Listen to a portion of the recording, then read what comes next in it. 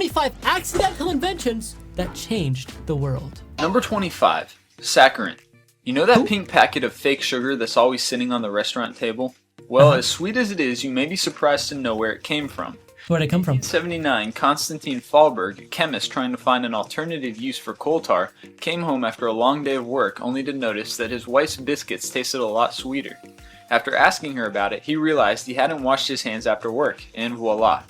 Number 24, smart. What? He liked the taste of his dirty hands, so he created that packet. Well, would you look at that? Most students would be a bit upset if their homework all of a sudden exploded in their face. Jamie Link, a graduate student at the University of California, made the most of the situation and ended up changing the world. After the silicon chip she was working on accidentally destroyed itself, she realized that the individual pieces could still function as sensors. Today they're used to detect everything from deadly tumors to biological agents. Number 23. That was too much knowledge. I don't know what they're talking about. The chips and the who, the hubba, who, the who, this is a dabu, who. I don't know, guys. At first I was like, how the heck did a paper of homework explode in your face? But then you guys started talking about chips and all this stuff, and we got chips right here. Potato chips. In 1853, George Crumb, a chef in New York, accidentally invented potato chips when an annoying patron kept sending his French fried potatoes back to the kitchen because they were soggy. In an attempt to teach the customer a lesson, Crumb sliced them extra thin, fried them to a crisp, and drowned them in salt. To his surprise, however, the complaining customer actually liked them, and thus potato chips were born. Number 22, wow. Coke. Although these days it's almost common knowledge, this list wouldn't be complete without Civil War veteran turned pharmacist John Pemberton, and what he originally intended is nothing more than a medication. This is also why the original Coke actually did include cocaine on its list of ingredients. Number 21, popsicles. It was 1905 and soda pop had just become the most popular drink on the market. 11-year-old Frank Epperson decided he wanted to try saving some money by making his own at home. Using a combination of powder and water, he got pretty close but then absent-mindedly left the concoction out on the porch all night. Temperatures ended up dropping severely, and when he came out in the morning he found his mixture frozen with the stirring stick still in it. Number 20, ice cream cones. Although ice cream had been served on dishes. I was about to say, geez, like all these inventions seem to be like accidental. That's what we're reacting to. That's what we're reacting to. That's in the title. Ice cream cones. Although ice cream had been served on dishes for years, it wasn't until the 1904 World's Fair that the ice cream cone was born. And how was it born? The stall at the fair was doing so well that they were actually running out of plates, while the neighboring Persian waffle stall was hardly selling anything. The two stall owners came together and had the idea of rolling up the waffles, plopping the ice cream on top, and voila, the ice cream cone was born. Number 19. Wait. But this is like a crisp. A waffle is not crispy. A waffle would be flopping all over the place. We're missing some info here. Number 19. Teflon. If you've ever cooked an omelet, you can thank Roy Plunkett, a chemist who worked for DuPont in the early 20th century, for accidentally stumbling across the non-reactive no-stick chemical while experimenting with... Teflon is bad, guys. Wait, Teflon's the bad one, right? Let me just make sure before I tell you guys the wrong stuff. Pretty sure Teflon is bad. Everybody uses it, but it's bad. Stainless steel is the way to go. Hold on. Teflon, bad. Wait. Research has linked exposure to them to many health conditions, including certain cancers, reproductive issues, and high cholesterol. Don't take my word. Don't get scared, though. Do your own research. Or just go buy a stainless steel pan. Refrigerants. DuPont quickly patented it, and today we know it as Teflon. Number 18. Vulcanized rubber. Charles Goodyear has spent ages trying to find a way to make rubber resistant. Goodyear! That's the name of the tire brand. Heat and cold. After a number of failed attempts, he finally stumbled across a mixture that worked.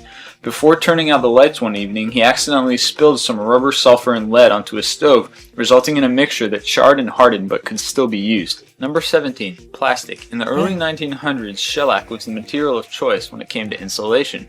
Due to the fact, however, that it was made from Southeast Asian beetles, it wasn't the cheapest thing to import. For this reason, chemist Leo Hendrik Baekeland thought he might be able to make some money by producing an alternative. What he came up with, however, was a moldable material that could be heated to extremely high temperatures without being distorted, aka plastic.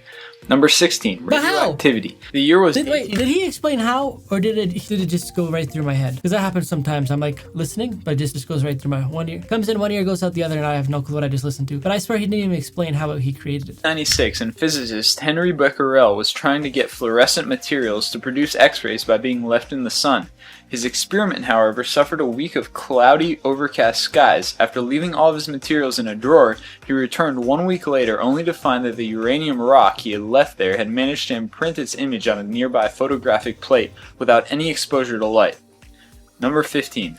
Mauve. Strangely enough, it was while 18-year-old chemist William Perkin was busy researching a cure for malaria that he accidentally ended up changing the fashion world forever. The year was 1856, and one of his experiments ended up going terribly wrong, creating what seemed to be nothing more than a murky mess. As he examined it, however, William noticed a beautiful color radiating from the petri dish. Thus, the world's first synthetic dye was born. Number 14. Pacemaker. Wilson Greatbatch This stuff is confusing me. contraption that would record human heartbeats when he accidentally inserted the wrong resistor. It ended up perfectly mimicking the heart's rhythm and thus gave birth to the first implantable pacemaker. Number 13. Post-it notes. In 1968, Spencer Silver, a chemist working for 3M, stumbled across a low-tack adhesive that he found was just strong enough to hold paper to a surface, but weak enough that it wouldn't tear upon removal. After many failed attempts at finding a marketable application, one of Silver's colleagues, Art Fry, realized that it would be perfect as a no-slip bookmark, and the post-it note was born. Number 12. Microwave. If you're single and you're a guy, then you should be grateful to Percy Spencer, a Navy radar specialist who was tinkering around with microwave emitters when he felt the chocolate bar in his pocket start melting. The year was 1945, and the world, or rather the kitchen, hasn't been the same since. Number 11. What are you saying? Wait, what? Chocolate was melting? He was in a microwave? Is that what you're telling me? That's gotta be like the most unhealthy thing I've ever heard. Hold on. Percy Spencer, a Navy radar specialist who was tinkering around with microwave emitters when he felt the chocolate bar in his pocket start melting. Yeah, that's gotta be like bad, right? Like what do you call it? The radiation though? Like if he's inside the radiation to have his like chocolate bar melting from his pocket, that means like he's in there, right? And I don't think that's very good for you. 11. The Slinky. During World War II, when Navy engineer Richard James was trying to figure out a way to employ springs aboard Navy ships to keep sensitive instruments from bouncing around, he accidentally dropped one of them. To his amusement, the spring immediately righted itself and landed straight up on the floor. Since then, kids everywhere have enjoyed playing around with this pointless toy. Number It 10, is pointless. I was gonna say, like, does it actually work for you guys? Like, I've had Slinkies in the past, and I swear, it maybe works for like one or two, and then it just dies. Like, that'll be one of the most, I don't even know. Like, how do you even call that a toy? It's a Slinky. Yeah. Maybe it comes as no surprise that the smelly, gooey stuff kids have been playing with for decades was originally intended as wallpaper cleaner. In the early 20th century, however, Oh, I feel like I knew that. coal to heat their homes, which meant that wallpaper stayed relatively clean. Luckily for Cleo McVicker, the original inventor, his son discovered another use: modeling clay.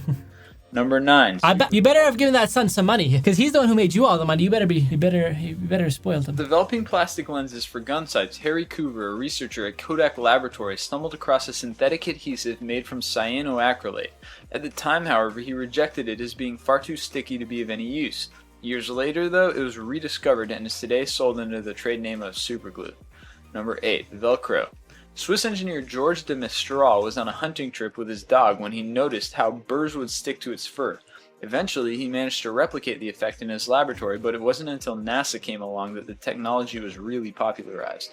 Number 7. X-rays. Yeah. They're not the first. Okay, but like how? Like what is up? Okay, the bird is stuck to the dog's hair. So you just whip this up, just like, oh, I'm gonna take some dog hair, and I'm gonna take some whatever that is. And like, okay, that's how he invented it. But like, that's not how he invented it. How did he invent this? Like, this is no. Title should be 25 accidental. What's the word I'm looking for? Accidental, not inventions, but accidental. My brain's not braining. Accidental ideas. Because this was an idea. But what am I even saying, Luke? Just stop talking. You're just making It was really popularized. Number 7. X-rays. They're not the first electromagnetic wave that was discovered by accident, but in 1895... Yeah, no, who the heck? How do you even whip this up now that I'm thinking about it? How do you just whip up an x-ray? Like, oh, I want to see my bones. Oh, there it is. Like, how do you do that? Performing an experiment using cathode rays, he realized that some fluorescent cardboard across the room was actually lighting up in spite of the fact that there was a thick block between the cathode ray and the cardboard. The only explanation was that the light rays were actually passing through the solid block. Number 6. Safety glass. After Edouard Benedictus, a French chemist, accidentally knocked a flask off his desk, it fell to the ground, but rather than shattering, it only cracked. Upon closer inspection, he realized that it had recently contained plastic cellulose nitrate, which had coated the inside of it and kept it from coming apart on impact. Number 5. Cornflakes. When Will Keith Kellogg began helping his brother cook meals for patients at the sanitarium at which he worked, he ended up accidentally stumbling across the recipe for cornflakes after leaving some bread dough sitting out for several hours. Upon finding the flaky dough, he decided to see what would happen, so he baked it anyway, and the rest is history. Number 4, dynamite. It's not like humanity just recently discovered how to blow things up. Gunpowder and nitroglycerin have been around for ages. The issue, however, especially in the case of nitroglycerin, was its instability. It wasn't until Alfred Nobel accidentally discovered a method of containing the substance without hindering its power that people could really start having a blast. Number 3. Bro, this video is... Although there's no It's almost over, but my brain is hurting, man. There's too many big words in here. I don't know. Feels like I'm in school. I'm sorry, guys. Hopefully this doesn't seem like school to you guys. person that can be definitively credited with discovering anesthesia. If you've ever had an operation, you can thank the likes of Crawford Long, William Morton, and Charles Jackson. Thanks, Charles. Notice the anesthetic effects of various drugs such as nitrous oxide or laughing gas due to the fact that they were used extensively for recreational purposes. Number 2, stainless steel. Next time you enjoy your dinner by way of a rust-free fork, remember to thank 20th century arms manufacturers for hiring Harry Brearley, an English metallurgist, Thanks, Harry. who developed a non-rusty gun barrel. Shortly Okay. after testing his creation on various corrosives, one of which was lemon juice, he realized that it would be perfect for cutlery. Okay, he's a genius. While studying Staphylococcus, Alexander Fleming added some of the bacteria to petri dishes before leaving for a vacation. Although he'd expected the bacteria to grow, upon returning he was surprised to find a mold growing in the dishes instead. After a close inspection, he found that the mold released a byproduct which inhibited the growth of the staph, thus giving birth to the first antibiotic in the world. What did you say, bro? What did you just say? Too much big words, too much knowledge. I'm gonna go have a nap. Peace.